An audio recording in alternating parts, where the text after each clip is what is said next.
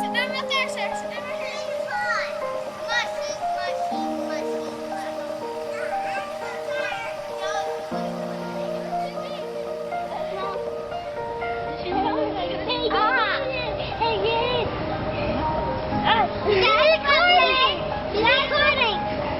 He's recording us!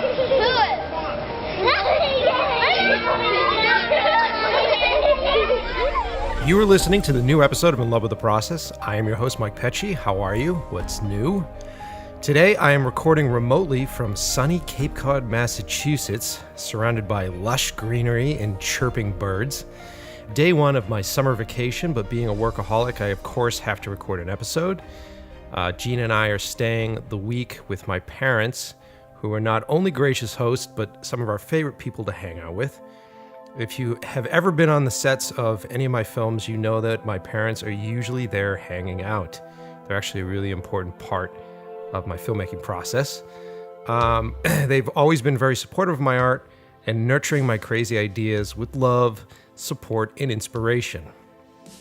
So that leads me to my guest today, which I've been trying to get on for quite some time. My guest today is none other than my infamous mother, Eileen. You can say hello. Hi. She has been a member of my crew on my photo shoots, on film sets, and even helped at weird comic book convention tables. Yes, I remember that. All your creepy fans. So growing up, she was always the photographer in the family, taking some amazing portraits of her 4 kids that were easily publishing quality. I might give her credit for my interest in photography, but then why would I give her any credit for that? That's right. It's always Dad. Those of you who are longtime fans of my work may know her from her infamous momentary track on my old Grindhouse DVDs. She is known for speaking her mind and for her love of talking to people. So, you guys know the deal. Turn up your volume. Ignore those people on the bus as you travel to work. Sit back and relax. The new episode of In Love with the Process.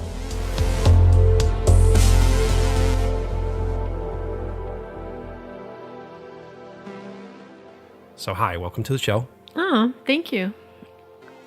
I'm doing the worst thing ever, and I'm drinking when I'm supposed to be talking. You're drinking water. Yes, yeah, it's the water. It's morning. It's still morning time. Mm-hmm. So we've been talking about getting you on the show for a while now, and you finally said yes to it, right? Wasn't that the deal? Yes, that's the deal. Your father doesn't trust me recording or doing anything with you anymore. He gave me a look last night because I said, oh, yeah, I'm going to do a podcast with Mom. He goes, uh-huh. Yes, he was not happy with the momentary. He wasn't happy at all. Well, we're doing very PG stuff today. Oh, good. That's good. Yeah, we'll be very PG with everything. It would be boring, but it would be good.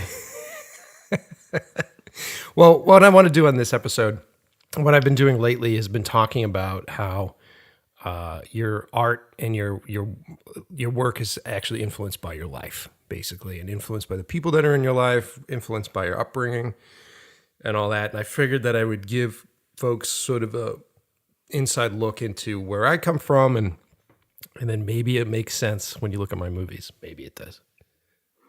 Okay. Okay, so if you look around, so we're staying at this really great place down here in the Cape, and if you look around the house, the walls are pretty much covered with mostly Dad's painting stuff. Yes, well, he is a type A person. Yes, but if you happen to go upstairs, there's a room dedicated to your photography of us growing up, correct? Yeah, the bathroom. Why did you choose the bathroom as your showcase? Because I knew that was the one room your father couldn't hang a painting in with the steam from the shower. So if you go up there, you'll see these portraits of like young kids that I don't know how you did it because you didn't have any formal photography training, right? No, years ago when I was a child, my father always took pictures and stuff, but he was a very temperamental photographer. He was the type of photographer that he would load the film wrong in the camera, and would be at the zoo or somewhere, and all of a sudden he'd be swearing like the Tasmanian devil and ripping film out of a camera.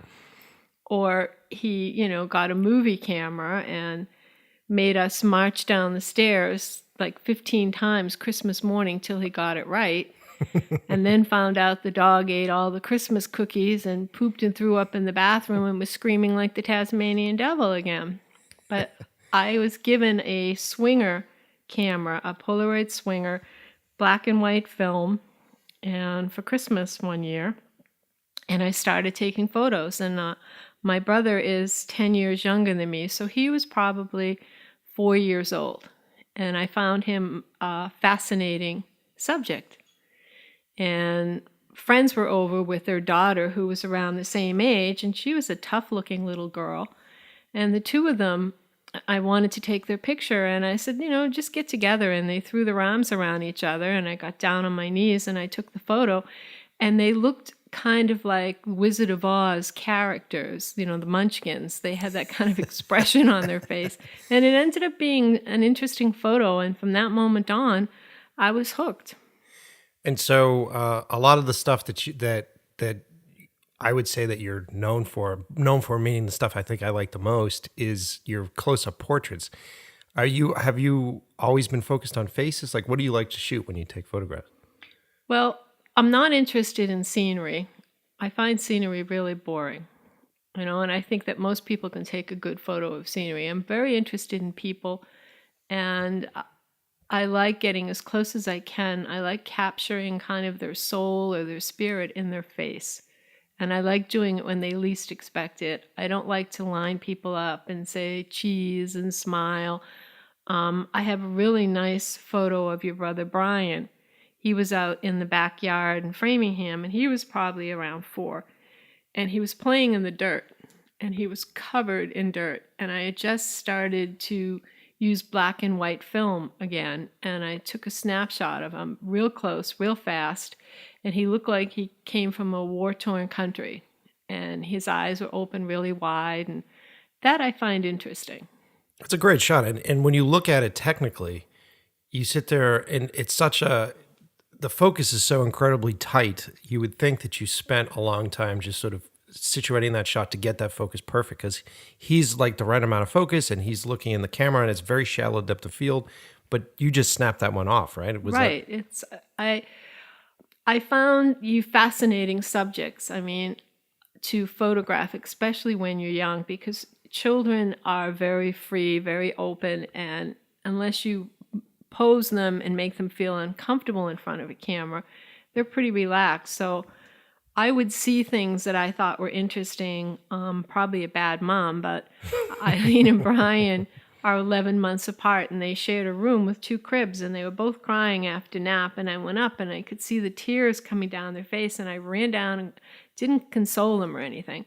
Ran down and got my camera and took a really good photo of the both of them. And then I got them out of the crib. Perfect. Keep crying.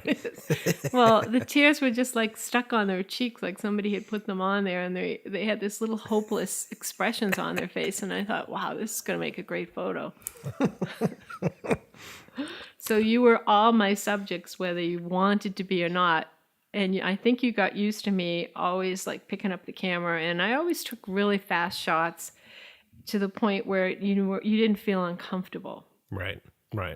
And I learned that from my father, who made us all feel very uncomfortable taking pictures. And I'm not big on posed photos. I'm not big on, getting people together and doing that kind of stuff. I like capturing people when they are being their true self and they're interesting looking.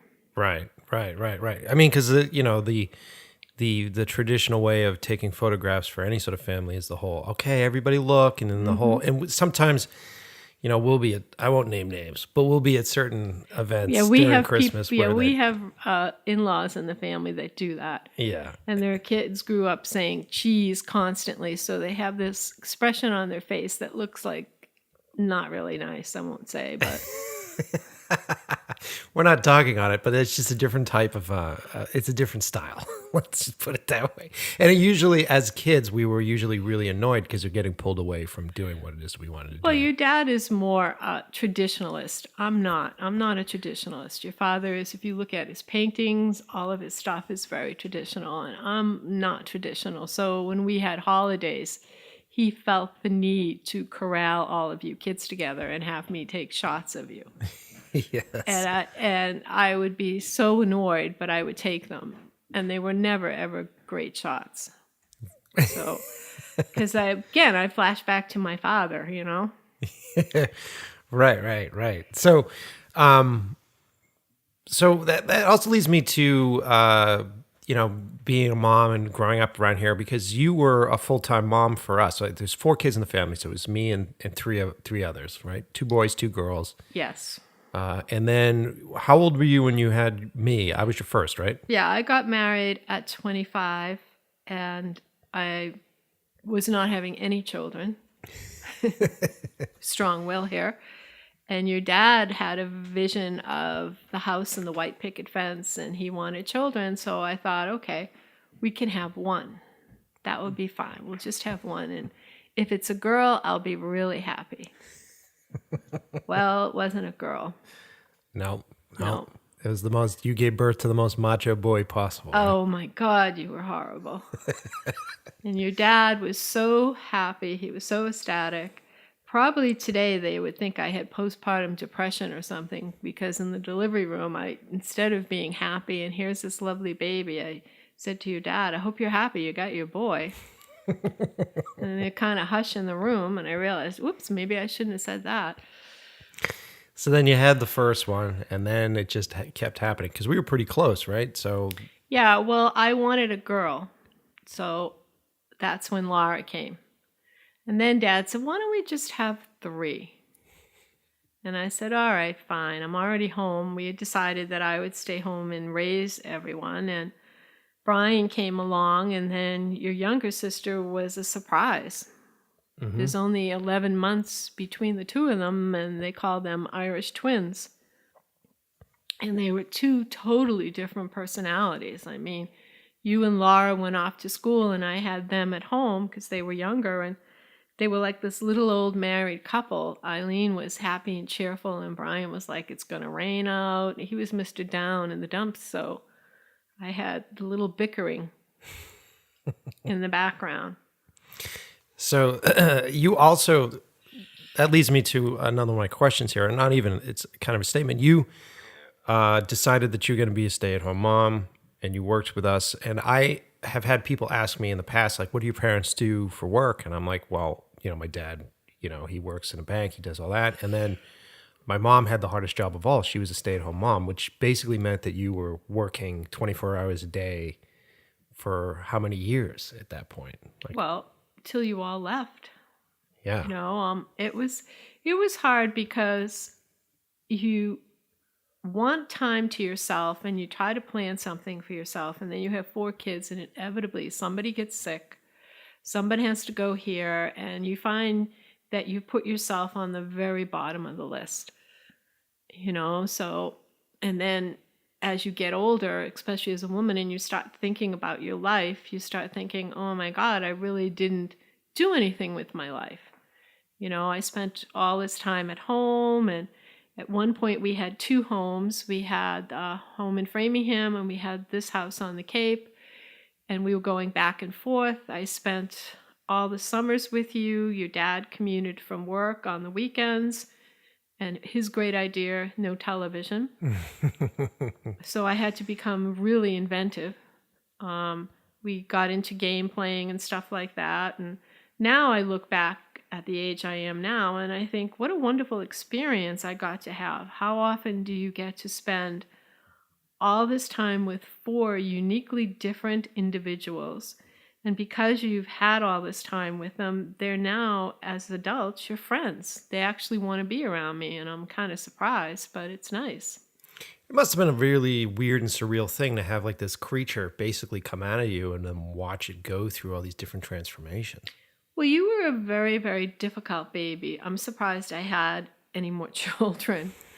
You ended up having colic and allergies. You ended up being very, very sick, in and out of the hospital. You were in pain and screaming all the time as an infant.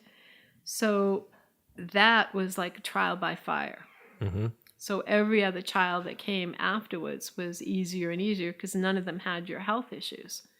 But yeah, it is all of a sudden you find yourself pregnant and you have this thing growing inside of you and you're excited, but you're nervous. And then, you go home and there's no rule book. You read all this. Back then you read Dr. Spock and all these different books, and you go home with this baby, especially you having so many issues, and that you become insecure, you have lack of sleep, you think, oh, what am I doing? What's happening? Is this what my life is going to be like from now on with this demanding, screaming child? Mm-hmm. And you have sympathy and empathy for your child, but at the same time, how much can you take before you break? Right. People are very judgmental on women that snap and do something to their kids, and they say, how can they be a mother and do that? Well, if you're not mentally secure to begin with, to put yourself in the position where you're almost like a prisoner. You go home, you have a baby, if you're breastfeeding, the baby's with you all the time, you're up every 2 hours, you're washing laundry, you're changing diapers, you're washing bottles, you're trying to have a life, and if you're not mentally prepared for that, there will be problems. One thing I was thinking about recently was that, at least for the first 16 years of my life, our family unit was pretty much what every day was. I mean, I had some friends in high school, but we lived on a street that was a busy street that didn't have a lot of kids. And then it would be, you'd go to school. Every once in a while, you might hang out with your friend, but most of the time it was come home and be part of the family unit. It was almost like a little commune. Well, no, what happened was because we had this house we're living in now is year-round, every opportunity that we could get away, your dad wanted to come down here. Right. So usually when you're hanging out with friends, it's on weekends and stuff, and we'd be down here. Right. Down on weekends, I remember. And you were a little antisocial as a child. I remember when we first got here, there was a knock on the front door, mm-hmm. and there was this boy there about a little younger than you, and he said to me, I hear you have a son in here, and that he's my age, and I'd like to play with him. And I called you over to the door, and I said, the boy's name was Jamie, and I said, Jamie would like to play. Why don't you go out? And you said, no, I don't want to go out with him. And I took you by the back of the shirt and pushed you out the door and shut and locked the door behind you and said, yeah, you're going to play. I remember that. And then you guys became fast friends. Yes, I do remember that. You were very, very attached to your father when you were young. You had to do everything your dad did. You had your little work boots and your flannel shirt like your dad, and you had the fake belt with the plastic tools. You would run into the bedroom at 5 o'clock in the morning and the weekends and, what are we doing today, Daddy? What are we doing? Let's go. Uh-huh, I remember. You were, he was your friend. You didn't care about anybody else. In fact, I was just here to serve you. Well, that changed as I got older, though, because I was the oldest in the family, and then I ended up becoming basically your second in command. Well, first. With chores and taking care of the brothers and sisters and doing all that kind of stuff. So you and I almost were partners in crime for quite some time. When you were younger, you were very attached to your dad, very opinionated on what women could and couldn't do. You told your sister Laura, I went up to get her from her nap, and she was standing on her little youth bed crying, and I said, what's the matter? And she said, I can't get out of the bed. Michael told me there's alligators living under my bed. And he also told me that the only things I can be in life, Mom, is a ballerina or a mother. That began the years of feminist oppression that happened. I think if your father could go back in time and put his hand over your mouth, he would have. Yes, I had no idea what I was saying. I was the dumbest kid ever, because then I just got beat. Well, because then you didn't stop. I remember I used to light the charcoal grill in the backyard, and you came out and you were little work books and everything, and your father was coming home from work and asked me to get the grill going, and you came out and said, women can't do that. What a dumbass. And unfortunately, it didn't light, so that didn't make it any better. And then there was the other incident where your aunt took you for a walk, and you insisted that she take you home because a woman drove by in a van and she could have run over you. How old was I? You were like 5. Where did I hear all that stuff? I don't know. I think it's some kind of genetic thing in the Italian side of the family. Because I grew up in a matriarchal family. So obviously it's your dad's side of the family. Well, you didn't let it last for very long. No, every time you slipped up, you got the lecture. And your father would roll his eyes and look like he wanted to kill you. I would say to him, Michael, women can do everything men can do, and most of the time, a lot better. Well, the other thing I got from you is that we both have very twisted senses of humor, especially if it comes to injuries. I think the two of us, if someone hurts themselves, we're usually the two that are chuckling in the corner. It's not that we don't feel bad for the person. It's just like a comedy. It's like, oh my God. There was this incident with your sister, and I did hold back. I was laughing inside. She had gone to the pond swimming here. She came back with her little girlfriend, and she was probably, 6. She was down with the girl and her mother. She was making herself a little peanut butter jelly sandwich. She was always happy. She had real curly hair, and she's da-da-da-da-da in the kitchen, and I look over. And as I said it, I realized what it was. I said, "What is on your hand?" It was a leech. And she looked down, and it was between her thumb and index finger and that little thin part of the flesh attached. And she screamed and fell down to the floor. And Brian came in, and he said, "What's the big deal? It's just a leech." I got it off of her, and she's crying. And what the leeches do is they thin out your blood. So once I pulled this thing off, her hand bled like crazy, and I thought it was really funny because the next week Brian came in and he had a splinter in his hand, and when I tried to take it out, he just about passed out. But his sister with the leech, no big deal. He's a big tough guy. Yes. Well, whenever I'm coming up with ideas or writing stories, I always, especially if there are kids involved, I always go back and think about growing up because we had so many really surreal adventures. I don't know if you remember the one where we at one point had the basement under construction, right? Oh, that story. Yeah, tell us that story. God. Again, the bad mother syndrome. I guess I know I have a twisted mind, obviously, and raising 4 kids could be boring at times. It could be monotonous, and so things would pop into my head all of a sudden, and we had 2 basements that were being renovated. In one, they were putting a bar in and a pool table, and which was for the adults, and then there was the other family room that had big couches and the TV for the kids. And I didn't want Eileen and Brian going in and out of the bar area. There was a little fridge and everything.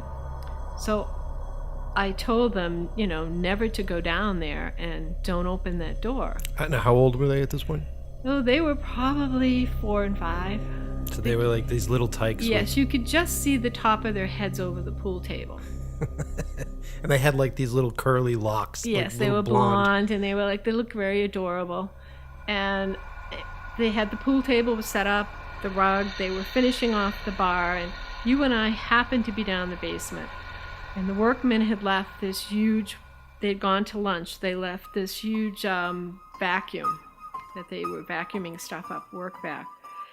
And all of a sudden I saw these 2 curly heads go by the pool table and go into the bar area, and I heard them open the fridge. Now, hold on. Now, what did you tell them initially? Why couldn't they open the refrigerator? I told them that they should never open the refrigerator because a small monster lived in there. Didn't you describe it? Yes. I told them he fit perfectly in the fridge, and he had big fangs and claws on his hands, and that if you let him out, he would go after you. Okay. So they went down together, and they never really collaborated on anything before. This was unusual. And they opened up that fridge, and just as they did it, I turned on that work vac, which made this horrible, huge noise. And I heard they let out blood-curdling screams. They saw the tops of their heads run by the pool table, out of the basement. Well, they ran because you and I were standing there at the vacuum because we were in the laundry room and you heard them come in and you looked at me and you go, watch this. And you go over and the vacuum was right next to the door. Right. So when they heard the noise, they thought it was a monster in the Yes, fridge that's- and they ran right by us. Couldn't even see us there. They ran. Oh, it was great. The vacuum was like, and they were running, and they ran all the way out into the backyard, and we had French doors going out to the backyard upstairs, and they were banging on the French doors, and I opened the door. You had to compose ourselves first. Yes, I opened the door, and I was very serious, and I said, don't tell me you opened that fridge door. And they're crying, yes, yes. I said, you let him out. He's loose now. And they wanted to come in the house. And I said, no, it's still playtime. And I scared them so badly that they wouldn't, in the beginning, they wouldn't even go down and go in and use the playroom that was made for you guys. I think I remember when it was done, you guys had to take them down and open the fridge. Yes, I had to show them the monster had left. But the looks on their face and the tears and everything, oh my God, it was great. It was like, I could still see them. Oh, yeah, no, that stuff stuck with me. I have that same, whether I'm causing trouble on set or if I'm creating something for actors to react to. Well, you get, when you're with children all the time, of course, today they probably say I'm like the worst mom, but I don't comprehend mothers that feel like they gave birth to Jesus Christ, practically, that their child is so wonderful and they're going to do this and do that. I find children fascinating for who they are as themselves. I never felt that I wanted any of you to do anything that was my dream. I always felt that as children, you should be able to find what you like to do and what makes you happy and not put that kind of pressure. I mean, everybody's not going to be the top person in the world. Everybody's not the most brilliant person. And that's okay. You have other attributes. You have other things to give. And I think it's very important to develop a personality of your own and to be social and to be able to talk to people. And I think the arts are very, very important for children. I think introducing them to painting, to drawing, photography, I mean, that's all something that you're not competing with anyone. It's a skill that you can learn and you can love what you're doing and you're not like looking for where's the gold cup. Mm-hmm. And then, we did a lot of that growing up. Like, I remember as a kid, I was either working with, Dad would help us sew our own Halloween costumes. We would do, Dad and I actually took art class, which was a wild thing that I took art classes as what was I, 13 or 14? Yeah, you wanted to take art classes. You would see in the thing from the museum. And I said to your dad, I want you to go to art classes with Michael. And your father wasn't painting back then. No. And he was in a very stressful job. And he's like, I can't do that. And, I'm not. I said, you're doing it. I signed you guys up. You're going. And that got him back into painting and the arts, and it also got you into another creative avenue, even though you actually went because you thought there would be nude women models. Which there were, which is a whole other story. But the thing that I found that I took the most from that, besides learning techniques that I still use today, whether I'm storyboarding or drawing, I actually was in classes with other adults.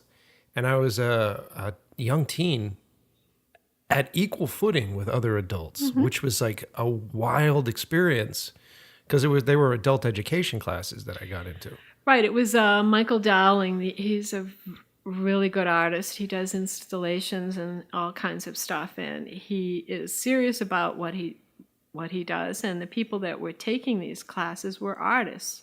They were people that were studying under him. It wasn't like a child going to a cute little art class where you learn how to, water paint or whatever. These were people that were serious artists and were in that class to expand their talent.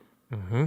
And it was a wild experience because at that point, I learned how to communicate with adults as equals, which I ended up utilizing when I started to direct at a young age on sets. And I would have crew members that were 20 years older than I was, and I'm trying to, A, seem like I know what the fuck I'm doing, but B, also be able to speak a language where they felt like I was potentially an equal or someone that they could work with, which I feel like I learned a lot of that in those art classes. Sorry to interrupt, guys. I just wanted to take a quick moment to promote our sponsor for this episode. It is audible.com. I don't know how many of you guys are members of this yet, but audible.com is a part of Amazon, and it's a place that you can go and download really amazing audiobooks and different audio programs. I think they do podcasts and stuff. Don't quote me on that. But it's a really cool service, and I've started to use it myself because I wanted to start getting back into books. And I've had a hard time reading books, actually sitting down and opening them and going through them, because by the time I get to it at the end of the day, I go through reading like 10 pages and I fall asleep. And I find that if I'm listening to a book, I can have it on in the background and get through a lot of it faster. And the production on these things is super awesome these days. They have really amazing voice actors doing stuff. They do music. So it's almost like listening to like a Netflix series. And I got really excited because I downloaded one of the newer Stephen King books called Dr. Sleep. And for those of you who don't know, Dr. Sleep is actually the sequel to The Shining. Yeah, I had no idea. And the only reason I found out was because I heard online that they were starting pre-production on a sequel to The Shining starring Ewan McGregor. So I happened to do a little bit of legwork and being completely out of any sort of cultural news myself. It turns out that there was a sequel to The Shining. And it's super cool, guys. Like it picks up right after the events that happened at the Overlook Hotel. We catch up with Danny and his mother, and they've sort of retreated to Miami. And I don't want to give too much away, but it's really cool. Turns out that Danny still has the ability to shine, regardless of whether or not he's at the Overlook. Turns out that some of the spirits have followed him. And the book itself is different than the movie. For those of you who haven't read it, there's a whole lot of controversy about whether or not Stephen King, I think he hated the movie, Stanley Kubrick's version, because it changed a lot. But in the actual book, the cook from the hotel survives, and he ends up becoming a bit of a mentor or further mentor with Danny and teaches him how to control these abilities. And there are other people in the world that have these same abilities, and some of them are good and some of them are bad. So it goes in a completely different direction, but still seems to hold on to a lot of the same themes that the original book had. So it's a fascinating listen, actually. It's a really fascinating listen. A really great voice actor. Next episode, I'll get you his name and I'll put it on. But he does like different reads for different characters. So it's a lot of fun to listen to. So if you are interested in listening to this book along with me, go to audible.com/in love with the process. If you go there, I'm going to put a link below this. If you click on that link, you'll sign up and get a 30-day free trial. And with that free trial comes a credit for a free book. So you can get the book for free. And I think I looked at how long it's about an 18-hour listen to get that book. So technically, if you're cheap and you don't want to pay for it, you can actually go sign up for free 30 days, get the book for free, listen to it. And if you end up canceling, we still get paid. So it doesn't make a difference to me whether or not you continue, but I know you will because you're going to get hooked with it. It's really simple. You just download the book either to your laptop or to your phone or to whatever sort of mobile device you have. I have it on my phone and I listen to it with my noise canceling headphones, which makes it absolutely creepy. Really awesome to do. And sometimes I'm listening to it when I'm driving. The other day I had it on at the same time as I had the navigation on. And I found myself shutting the navigation off and getting lost because I was so into the book. So if you are into this and you want to support the show and you don't want to reach into your own pocket to support the show, which I don't blame you, then sign up, go to audible.com/inlovewiththeprocess. Everybody that signs up, we get a bit of money. It helps me pay for bullshit like my Adobe subscription, my subscription to like SoundCloud, all that crap, which adds up. So please help us out. Go to audible.com/inlovewiththeprocess.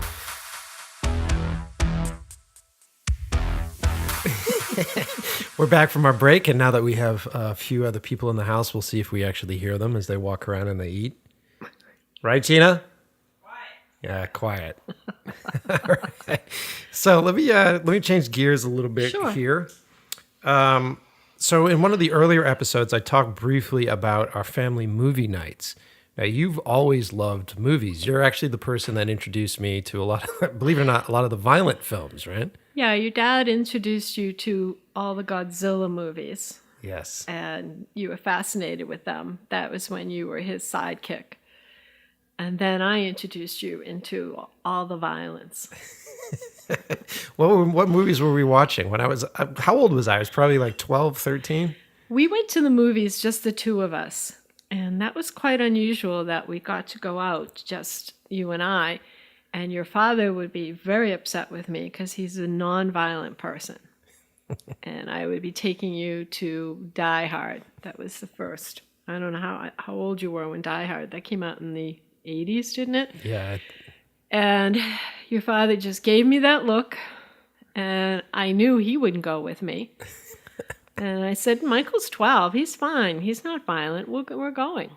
And off we went and got popcorn. We were in Framingham, and you were fascinated. It probably leads to the reason why I have a bunch of like dirty white wife beaters that I wear in the house. You were fascinated. You were hooked. From that moment on, I had a partner in crime. Your siblings were too young to see those type of movies, and I had someone to take with me or rent. And, we saw all the Die Hard movies together. The Lethal Weapons, we were crazy about those. Yeah. The Indiana Jones movies, the kids were able to watch those.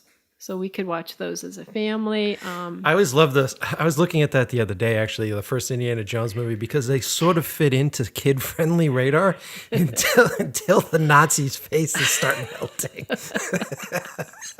And that's just nightmare fodder at that point for anybody that watches it. Well, I grew up watching horror movies.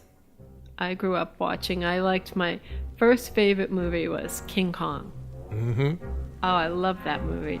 And then Mighty Joe Young came along, and, and I loved that. And then on television, they started showing women. They had this detective series called Honey West.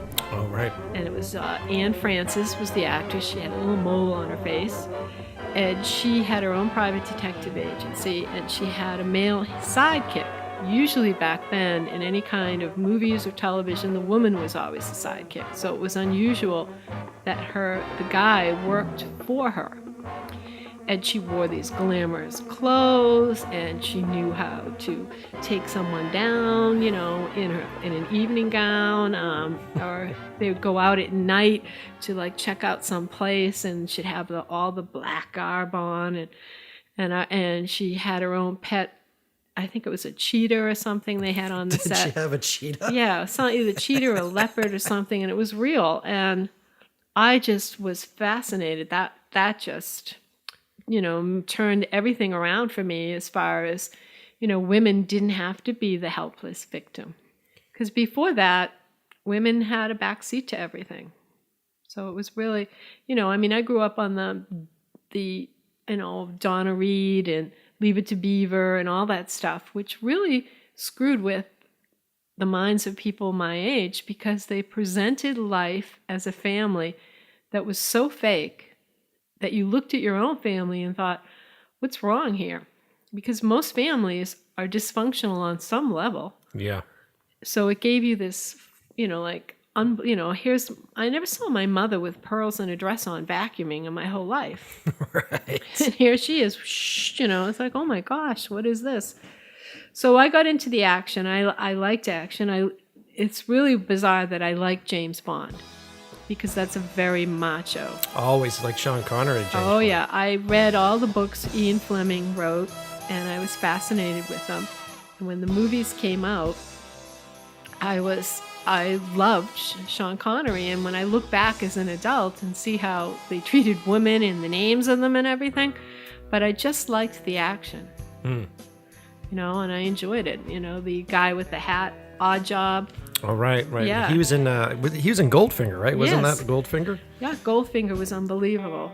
Yeah, and James Bond's movies in general have been, now they're great too. Like, you like the new ones, right? With Daniel Craig? Yeah, I do. The only James Bond I liked before Daniel Craig was Sean Connery. All the others that stepped in, they just didn't have it. And Sean Connery got that job. He was a theater type actor, and he got the job, and I don't know which one was the first. I don't know if Goldfinger was the first movie, but once it came out, it made a fortune. Oh, no, wasn't the one on the island the first one that he did? Could have been Dr. No. Dr. No, yeah. And he decided that he didn't want to do anymore. And this was back, in the 60s? Mm-hmm. And he was sleeping on Shirley Winters, an actress's couch. He didn't even have his own place. And she said to him, "Why don't you ask for $1 million?" And he said, okay. And they gave it to him. And that's how he stayed in the franchise for as long as he did, because they paid him really well. I think it's funny how much movie trivia that you actually know about. It's crazy. All right, so then you have loved movies for a long time, and then I started to bring you onto my sets. Actually, we started with photography first. You started to come and work with me on the photo shoots. Yes. And one of the reasons why I like to bring people around, like family or friends that really don't work in the business, is because I like to get that outside perspective while you're sort of caught in the whirlwind of the stress and drama that whatever the production is that's creating. And I think it's really nice to have an outside perspective. Well, I think with photography, the thing that's interesting about photography is you can have 3 people take the same shot. You can have 3 people take the same picture of a person, and the eyes are different on what each person will take. Yeah. Someone might take a full-length shot of the person. I would take a close-up shot of the person. Another person might take, make them move or do something. But photography is very underrated. It's like, oh, anyone can take pictures. You have cell phones, you can do that. Yeah, anyone can take pictures, but not anyone can take a really good picture. Right. And to be able to do that, to have the eye and to be able to see things in a certain way that nobody else sees it, and you capture it, and people are surprised because they literally saw that, and now they see your photograph, and it's like, wow, I didn't even notice that. It's perspective. Right. It's just that you're drawn in. At least I am. You're drawn into the person. So when I went on photo shoots with you, I was always more fascinated with who the subject was. Like when you did the steampunk. That's right. We did the steampunk shoot. Yeah, when you did that shot, I was like, wow, this is different. I didn't even know what that was.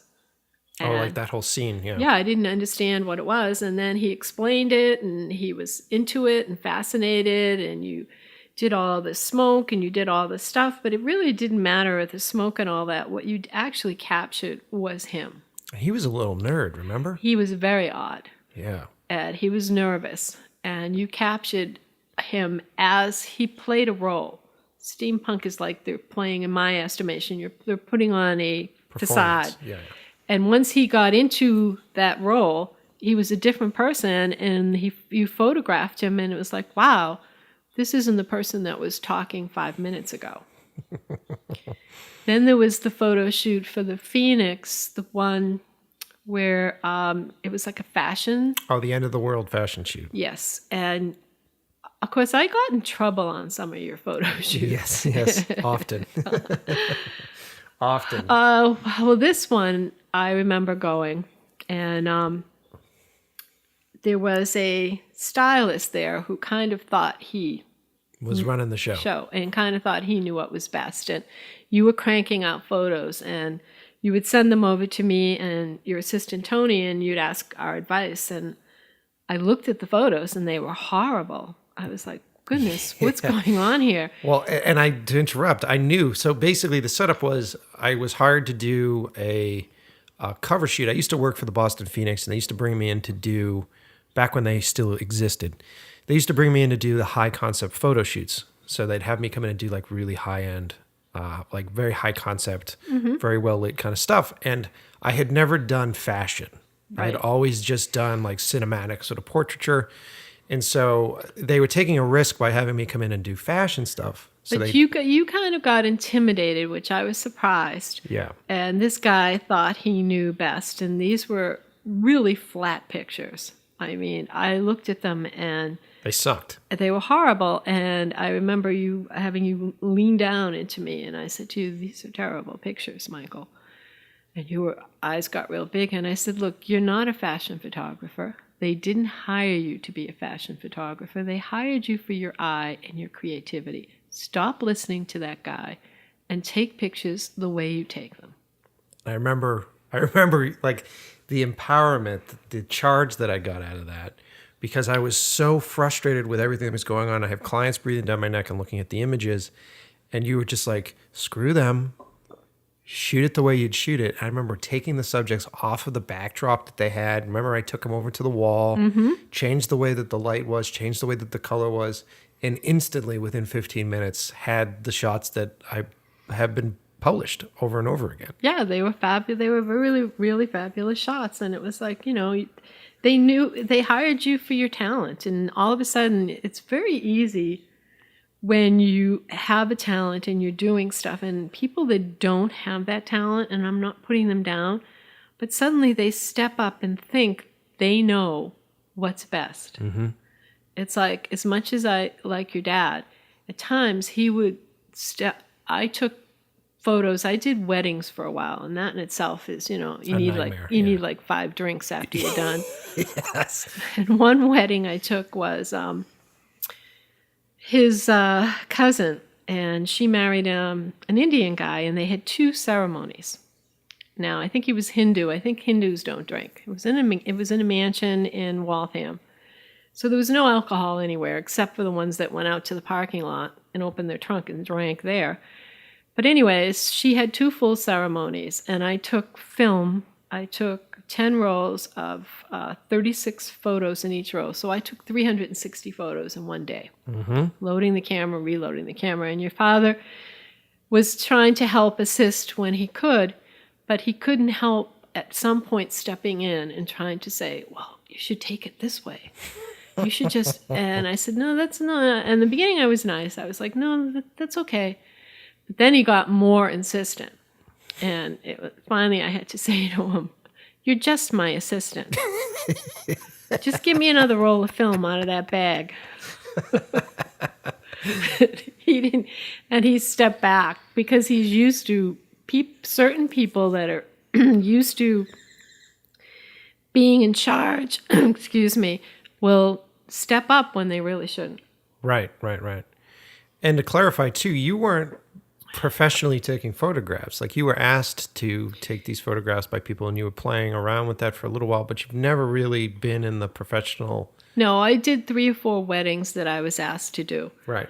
And I have to admit, I wish I kept some of them. The Indian wedding, I mean, it wasn't a sarong. She had a designer, did this unbelievable, it looked like Gone with the Wind, but it was sort of sequins dress. And the bridesmaids, one of the bridesmaids was an Indian actress, and they were gorgeous women. Yes. They were and the photos were amazing. I think out of 360, I might have had 40 that weren't that great. Wow. And I did both ceremonies, and it was fascinating because Tony, who asked me to do it, she told me to do it however I wanted to do it.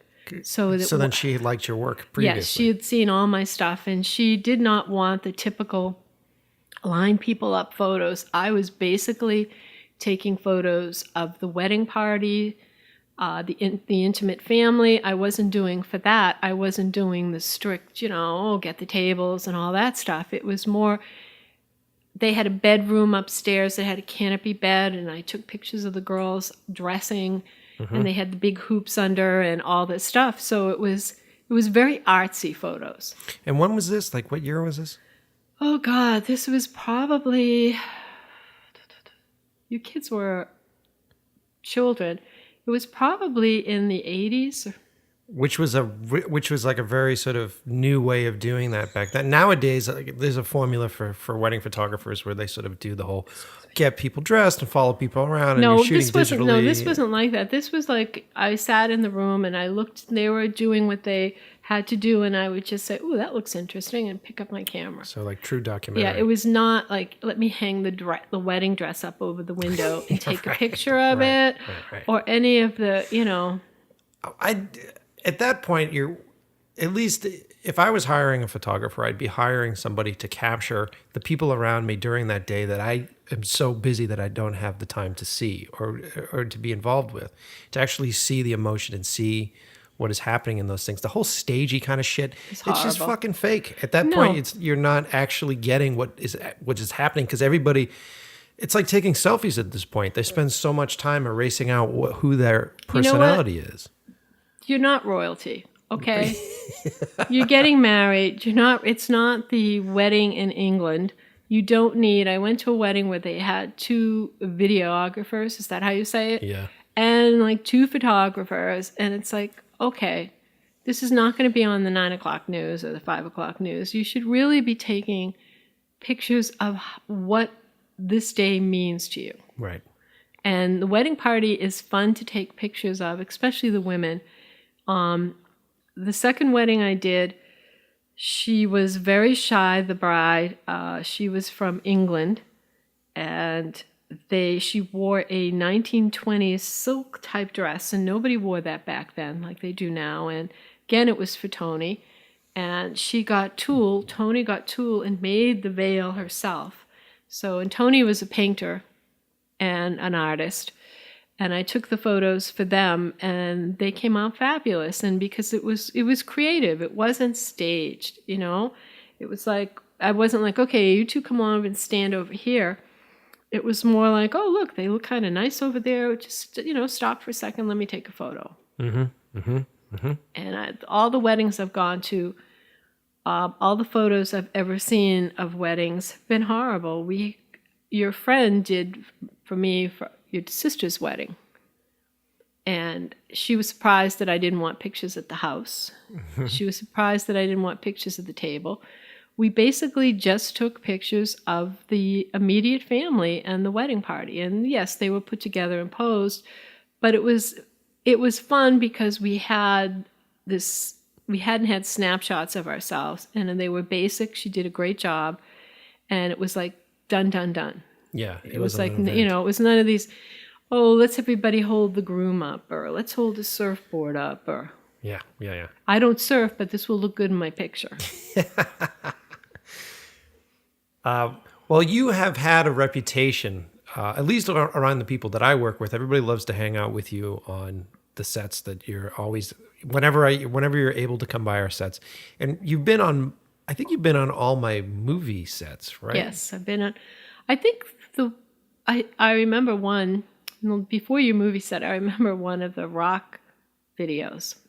Oh, were you on one of the music video things? Yeah, I went to, I don't know who it was funny, because you told them to bring 2 choices for pictures. That was the one with the lights in the background. Oh, yeah, the band Diecast, I did a photo shoot for those guys. Yes, and it was a photo shoot, that's right. And I went in the room where they were all sitting, and one of the band members, I don't know which one it was, he was heavyset, and he was a lead singer. Lead singer. Yes. He took out 2 shirts that were black that looked exactly the same.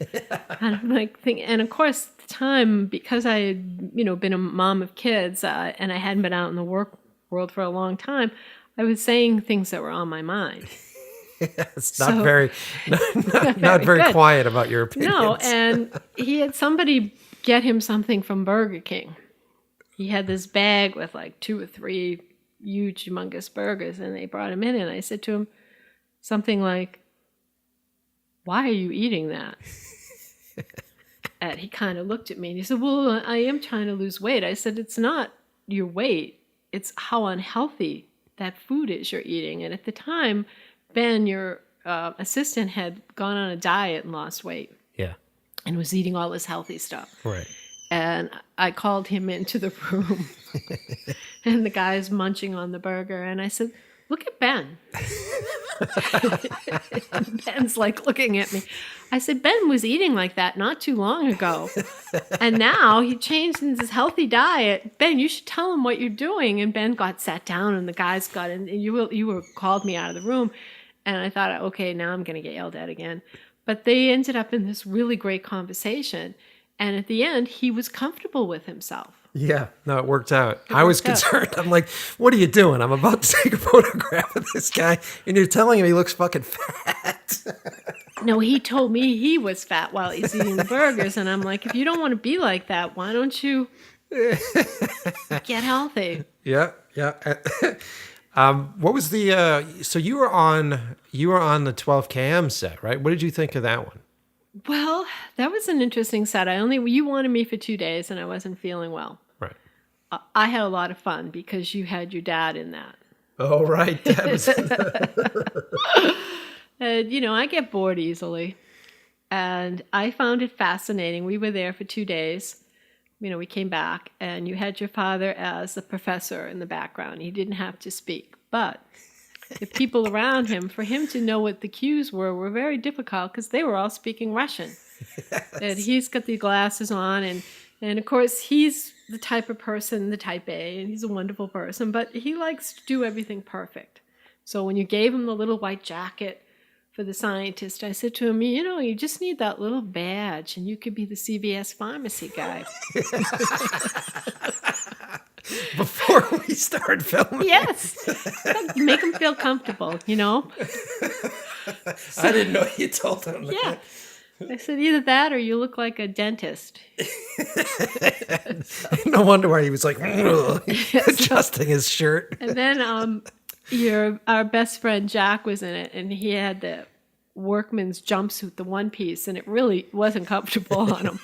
He's like pulling the crotch down, trying to get comfortable, and he was getting they were making him up, and he's the kind of guy that he would never let you do anything with. And you wanted me to take some photos, and I had my camera, and I went to take his picture, and I don't know why I have such a bad reputation, but he was, "Oh yeah, now you're going to show it to my family." I said, no, if you don't want your picture taken, I never take photos if people don't want it done. Right. I said, that's not my style. So anyways, the set was great.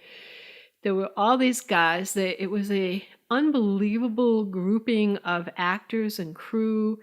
Everybody was eager, and here we are in this dark, dreary place. You're always shooting in a piece of shit warehouse damp, somewhere. Cold, and I was coming every day. I brought cookies, and they'd all run over for the chocolate chip cookies. I didn't make them, of course. I bought them. I'm not that kind of mom. But when you were filming your father, you called me down. I tried not to get in the way and stayed in the background. And you called me down and wanted me to look at some of the film footage. And you had stopped filming. And your father was nervous. And he's walking back and forth. And he's like, "What's going on? What's going on?" He said, "It's so hard for me, I'm trying to figure out when I'm supposed to just move forward and turn these knobs." And I said, "What's wrong is Michael had to stop filming because you keep fucking up." Which was not true at all. And his eyes looked like somebody shot him. And I started laughing hysterical. And then I said, "I'm only kidding." But it was the best thing to do for him because he got to feel his worst fear, but it wasn't true. Right? He's like, "Am I doing bad? What are you talking?" I had no idea that you guys were having this conversation. I'm like, "You're fine." I'm trying to deal with all these other extras. Relax. Yeah. Well, I thought it would just take the edge off for him. Yeah. Well, I always get envious on my film sets because I don't. When you're directing, you're kind of in the sort of stress ball in the front trying to run the show. And sets are this weird little carny event where you have all these little pockets of strange people that normally never get to hang out with each other. And you're sort of combining all these different elements. And if you walk through a film set, it sounds like I'm at Jurassic Park with the birds in the background. But if you walk through a film set, you can go on all these really cool little adventures. Is there any stories that you remember from any of my film sets, people that you talked to that you thought were interesting?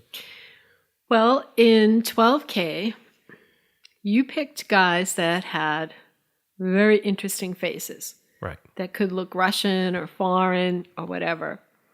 And there was one guy who had like a big head. He was like an odd proportioned body. And, they were sitting in these folding chairs for hours because on a film set, it's sitting. Yeah. And then 5 minutes of filming and then sitting. And I brought cookies and stuff and you had food. And I sat down and started talking to him, and he had something called giantitis, I think it is, where his features, that's why his head was bigger. Yeah. And he was fascinating. Here he was in all this pain because what happens is things get too large inside your body. Sometimes your organs can. But he wanted so badly to be on that film. He was a sweetheart. And he never complained to anyone. I mean, he and I had this conversation, and he was a really, really great guy. And I found it fascinating. I thought, wow, I can't imagine living with that kind of, and the minute you said action, he was right out there, one of the miners, doing his part and coming back and like, oh, I hope that was good. And I met some interesting makeup artists that were very patient with people and do stuff. And basically, it was a male cast. So it was a great vibe on the set. There was no prima donnas. There was nobody. Mm-hmm. And it was such a close, out of all your movies, it was such a close set. Everybody wanted this to work. And that's what I got out of it. I got out of it like everybody's really trying hard. And I also had fun with Gina. She was taking great photos. Mm-hmm. And I have that one where I'm strangling your father photo to have forever. Did she frame that for you guys? Yes, I have it in the bedroom so he'll never forget. There's your CVS jacket. But no, I always find your sets interesting because it's people that from all different walks of life, and I know that sounds corny, that come together to make something. Yeah. They're all there to make something, whether they're providing the food, whether they're the PAs running around, whether they're making the construction, and they're all dedicated to what they're doing because they're not getting paid a lot of money. They're giving up their time because they love the art of making movies, whether they want to. I met Ari. Or Ara. I probably mispronounced everything. No, that's fine. Ara. Ara. He was fascinating because he was translating. Yep. And he's an amazing actor. Yep. What'd you think of the old guy, the professor? He was unbelievable too. He was quite a guy to work for or with. He reminded me of like a stage actor. Yeah. He was a stage actor. Was he a stage actor? Yeah, from Russia. Ernst Zorin was his name, and we found him cast. Well, no, Ara knew him from New York, and apparently there's a section of New York where there's a bunch of Russian plays. I think it's like Outside Theater or something. I'm gonna totally fuck that up, but he had known him from there, and apparently Ernst was a big time actor from Russia that had migrated to the U.S. And the big problem with a lot of Russian actors is that most parts for them in film and TV are like bad guys. It's like gangsters. You're a gangster. You're like a car driver.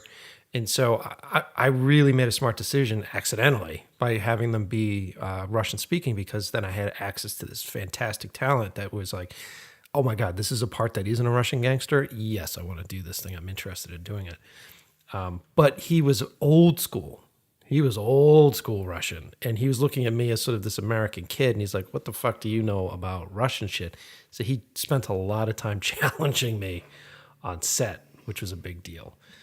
We eventually got on point. I remember, I think I've said the story before. I remember turning to the translator, who was this cute little girl who is doing all the translations for me, and we're both having these arguments in different languages. And I said to her, translate this directly. Tell him to do it because I fucking said so. And as soon as she did that, he looked at me and went, okay. And there was like this level of respect that happened. Well, he thought, to be an actor is, you have a lot of insecurities. You're putting your life in the hands of a lot of people. It's all about trust, 100%. And, right. And he's probably thinking, oh my God, if this thing is really bad and I'm trying to break in to American film, this could kill me. Right. And, he is thinking about a lot of the logistics from a Russian standpoint. And he finally got it. I kept trying to explain to him, the audience is American. The audience is me. And so a lot of American audiences won't understand a lot of these nuances. So it isn't as important. The most important thing is that emotionally we get what it is that your story is. Emotionally, we understand what your motivations are. That is so much more important. And then we can texture it with. He had some great lines. He had the line about he inserted an improv line about the Russian astronaut. Like he had some really fantastic stuff that went in, but it just took him a couple of days to sort of warm up to the fact that. Well, he was old enough to be your grandfather. Yeah, and he's taking direction from a young kid. Right. Yeah. And he's thinking, it sounded good, but maybe it isn't so good now. I really enjoyed being on that set. I really enjoyed all the people and seeing the energy level and how everybody was trying to contribute. And I also enjoyed, the first film I was on with you was that film you made on the Cape. Which film was that? That was the girl I had to pick up from South Africa. Oh yeah, that was I got out of film school and came back home and made my first short film, and that was about the woman that they thought was dead, but she wakes up in the morgue, and it turns out that the mortician was a creep. Mm-hmm. Yes, one of your really twisted sicko type movies. Yes, and I wonder where I got it from. You got this young actress. Was she living out in Framingham or something? She was from South Africa. Yeah, I think she's from the same area that Charlize Theron was from. Yep, and she was very attractive, and you had me pick her up at the railroad station, Wellesley or something, and drive her down. Which is a calculated move. I didn't want to be the creepy guy that went and picked up this girl. And I said to her, does anyone know where you're going? Do you have any family or any people? And she's like, oh yeah. And I said to her, and she's like, well, who are you?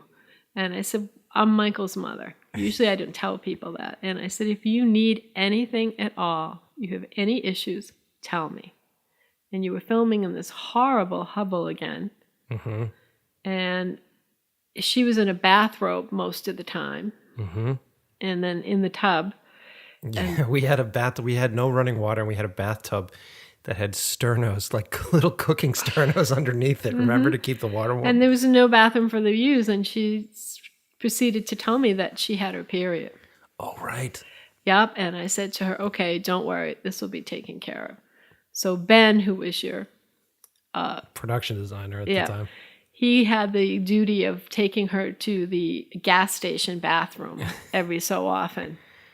Poor thing, she'd get out of that wet tub. She must have been freaking out about that. And she said, thank you very much. And I said to her, if there's anything else you need, just let me know, because your needs come first. That's right. Yeah, because she was the only girl on the film, wasn't she? Yeah, it was all young guys. And luckily, none of them knew about, because I'm sure half those guys wouldn't know how to handle any of that. No. Poor Ben. I just pulled Ben aside. You said, go tell Ben. And I pulled Ben aside, and his eyes got real big when I said period, because, guys don't talk about that. I'm like, when she needs to go, you have to take her. He's like, okay. We were young back then. That was, what was I, like 23 maybe? Something like that? Yeah. That was a long time ago. Mm-hmm. And you filmed in a house up the street. So that was the first film I was on with you. And then your latest film, After 12K, was very interesting. Oh, the new one that I haven't released the title for yet. Yes, I forget things, so you're lucky. I'm not going to give it away.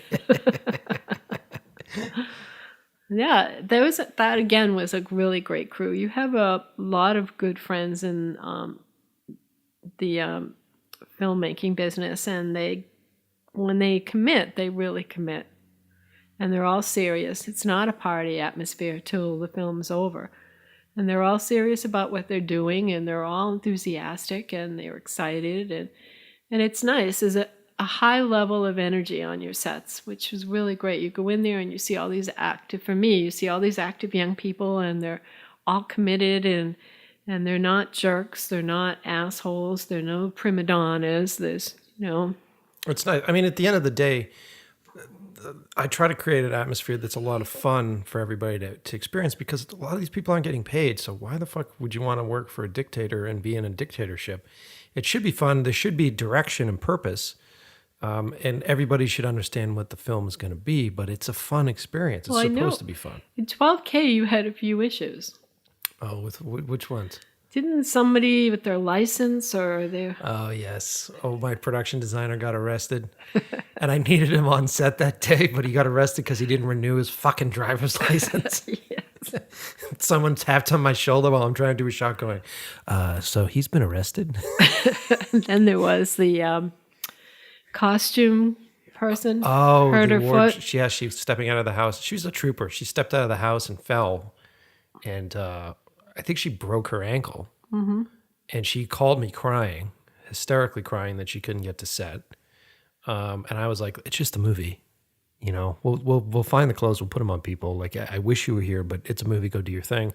And she ended up going to the doctors. And then she called me back. She goes, I'm screwed, but I want to be there. And I said, how about this? How about we get you a wheelchair and I get you a PA and they just wheel you around and you don't get up and they just handle everything. And she showed up. Yeah, she also sent a replacement. That's right. Before she got there. And then your sister tried to help out too. That's right. Yeah, she tried to jump on as well. Yeah, so everyone seems to be enthusiastic and eager, and it's great. It's hard at first when you're on a movie set, because I love movies so much, and it's really hard when you go behind the scenes and see how it's made. Right. If you're not careful, it can take away all the magic. Very true. But instead, it made me more interested. It was like, wow, look at this person, look how they're acting, and I was very impressed with you and how you do treat people. You make it a collaborative effort. You're willing to listen to what somebody has to say, or if they want to film in a different way, or they want to add something to it, you're willing to try it. Well, thanks. And it's not being with someone who's like, okay, this is my life, this is my film, I sweated all this out, and all of you people better step to my tune. I've worked for enough people to do that. And I've said this before, I was lucky enough to go on other sets from filmmakers like the Farley brothers, where they ran sets like I run sets, or I run sets like they run sets, because I had seen it, and I had seen how wonderful their experience was and how much fun these folks have. Like him or hate him, Adam Sandler apparently does the same thing. His sets are supposedly absolutely a blast to be on, and he hires all his friends, all his high school buddies. And so, you want to make a good movie, and at the end of the day, you get judged for a movie. So an audience nowadays, they don't really give a fuck how you made it. They don't care who worked on it. They watch it and they go, did it make me feel good? And it's like this sort of instant gratification that you're dishing out. And if all I'm doing it for is for their gratification, then my life's going to be pretty miserable. And if I'm concerned about that and I'm a dictator trying to make a movie to appeal to that, then my life's going to suck. And I think that making sure that you're working with folks that you enjoy, making sure that you put people on your sets. There is no rule saying that you're not allowed to have family members on your set. There's no rule saying you're not allowed to have friends on your set. There's no rule that says everybody there has to be like a professional. And I think if you're making movies that you want people to enjoy, it's important to have people around you that aren't obsessed over the actual art of making a movie or the techniques over making a movie, and are just people that watch films. Because it's valuable for me to have you sitting at the monitor, like on the last movie, where you're just sort of sitting there at the monitor watching a performance, and I can be out there working with the actor and then quietly come into the room that you're in and go, you watched that scene, what did you think? And how did that feel to you? Because you're a moviegoer, you're someone that loves movies. And I wasn't necessarily looking to you to tell me how to direct it. No, you wanted to know what my reaction was to that scene, and I've now learned to keep my voice lower. Yes. Don't make sure that the actors don't know. No, I don't. Well, the thing is that all these people that work on your sets all have talent. They're all talented. It's not like you've brought in, it's like a boys club. It's like we're going to have fun. This is a party atmosphere. Everyone, once the production's underway, everybody's serious about what they're doing. Yeah. They know what their jobs are. If they have an issue, you're approachable. You know, you're not some demigod that they have to like, oh, watch out, he's going to be mad at me. But they're serious about what they do, and they're dedicated to what they do. And they want you to succeed, because if you succeed, they succeed. That's the trick. You know, and their name goes on it as well as yours, and it might not be in the biggest print, but it's there. Mm-hmm. And they want to be able to work on sets, and they want to be able to do this stuff. So for them, you know, it's a horrible job in a way because it's very monotonous. Yeah. You know, people think, oh, you go on, it's action and one scene or maybe two scenes you shoot and then you move on, and it's like picking up a camera and taking a series of shots. It's not. It's setting up the sets. It's making sure everything is the same as it was in the last shot. Continuity. Yes, all that stuff. And then it's just after a while, it becomes you're in a cave-like atmosphere. Most of your films are, and you kind of have that. You know, if it doesn't have any levity on set, it would be like a prison atmosphere. It'd be like you're in the cave with all these people, and you know, and if you had people around you that were real jerks and mean to other people on the set, then you have to deal all of a sudden. You're not dealing with your movie anymore. You're dealing with someone else's problems. I've always said that you can tell when you watch a movie, you can feel whether or not they had fun making it. And there are certain movies that I've seen that you go, oh, it just feels like, oh, it feels weird. It feels very odd and feels off. And then you read about the behind the scenes and it's like, oh my God, this person was an asshole. Or this actor was a drama queen, or there was this thing going on. Well, I'm always surprised when you have an actor that you really like. Like I like Bruce Willis. Yep. And then you see him in a movie by somebody else, not going to mention names or anything, and the performance is terrible. Yep. And you know he's a decent actor. You know he is, you know, this is his craft, this is what he's doing, and you think, okay, what the heck was going on? You never know. And there's a lot of tabloid stuff that comes out because everybody loves to, you know, pull down their icons, you know what I mean? We like to pull people off the pedestal that we put them on. But at the end of the day, it's really about that collaboration. Like for every bad movie he's in, he'll work with a director like Wes Anderson, or he'll work with M. Night Shyamalan, and he does amazing stuff with those guys. Well, I think it really just depends on who you have on your team and whether or not he trusts you as an artist.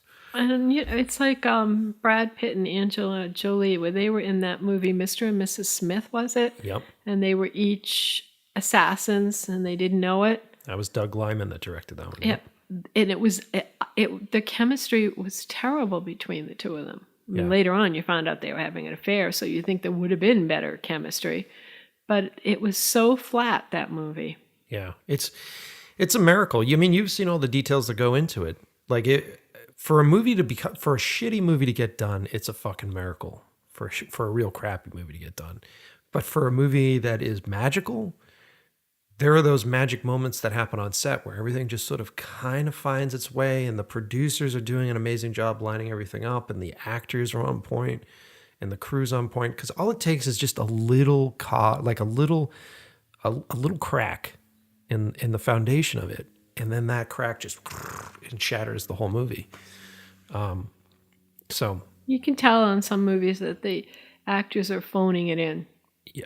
Yeah. They're not really into it. They need the money, whatever's going on, you know, and you can tell when they're really into the movie.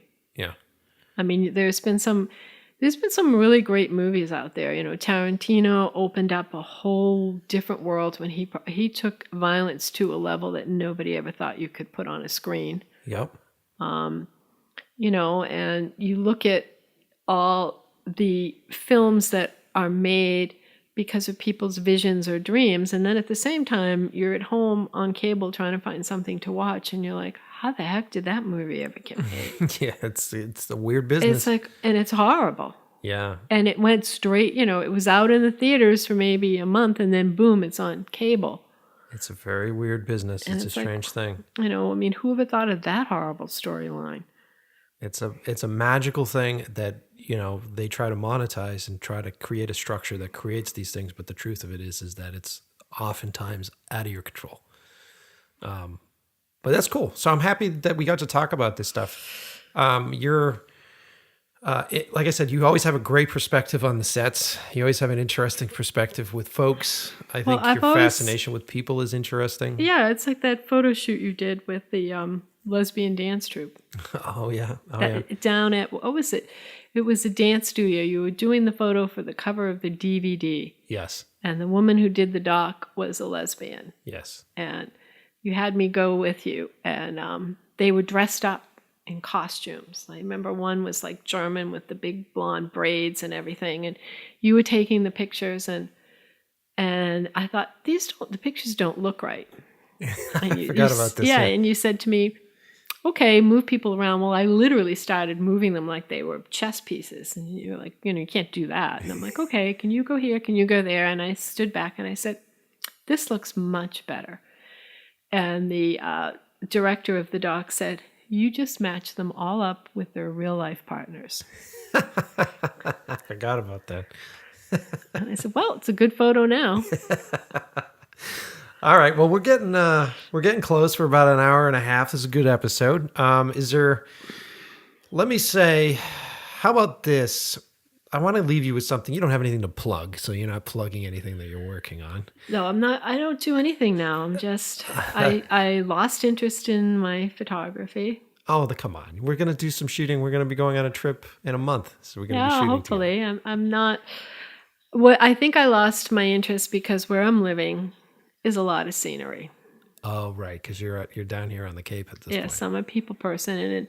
And it's really hard to photograph only people in their 70s and 80s on the beach all the time. Yeah, or trees. Yes.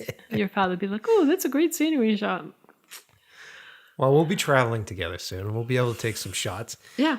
Well, you know what? How about this? What? After we talked about, the whole first half of the episode was about being a mom, like if there was any advice that you would give to a new mother, what would it be? Or a woman that was going to have a baby, like a young woman that was going to have a baby. Don't become competitive. Women lie about raising kids. They lie about that, when I gave birth, I looked at my child and I instantly fell in love. It doesn't happen that way all the time. I'm sure it does for some people. In my estimation, there's a whole group of young mothers out there have made motherhood into a competition. And I feel like if you can raise your children differently from everybody else, and I don't mean like in an odd way and lock them up in the basement kind of thing, but if you can look at your child and think what they need and what they like and not run with the pack, not feel like that they have to take the same sports, that they have to be driven around in the van all day and they have to go to these activities and they have to go to this school and they have to go. You're spending all your time micromanaging them and playing it like it's a business instead of it being a child. If you're lucky enough to have a child, then you should be looking at your child and saying, I have a very unique person here right now. There's no stamp on them. They're brand new. Yes, they are born with a personality. They are born with traits and stuff.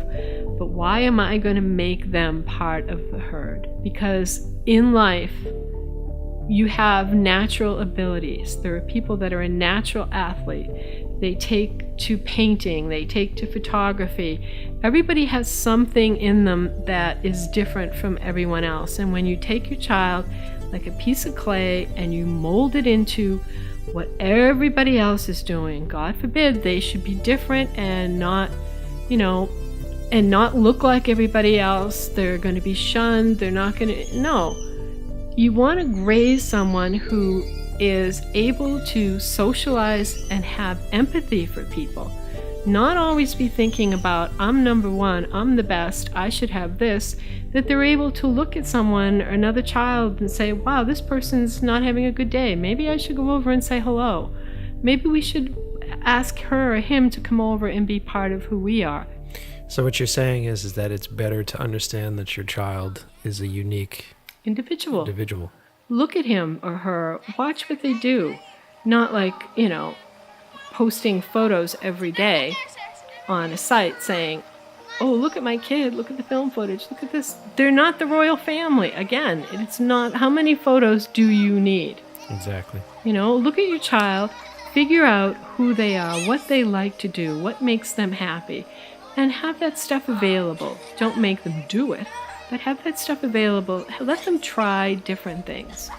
And if they don't want to play the sports, they don't want to do that, we made you try sports. Mm-hmm.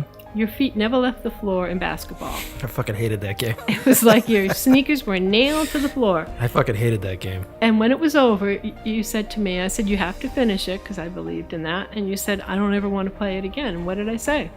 Yep, you didn't force me to do it. I said, nope, you have to try something, but you don't like it, no problem. Yep. So if you have a kid today and you want them to like you, you want your children when they grow up to want to come home and see you and seek your advice and stuff, don't dictate their whole life. They have little minds, they have their own ideas, they should be able to be the unique person they're supposed to be. That's good. I think that's great advice. And I think that's a great way to end the show. I appreciate you finally being on the episode. It will never get me again. It's fun to talk to you. And it is. Thank you for having me and Gina down this week. Well, now let's go out and get some mudslides. And on that note, I think that is the end of the episode. Thank you, everybody, for listening.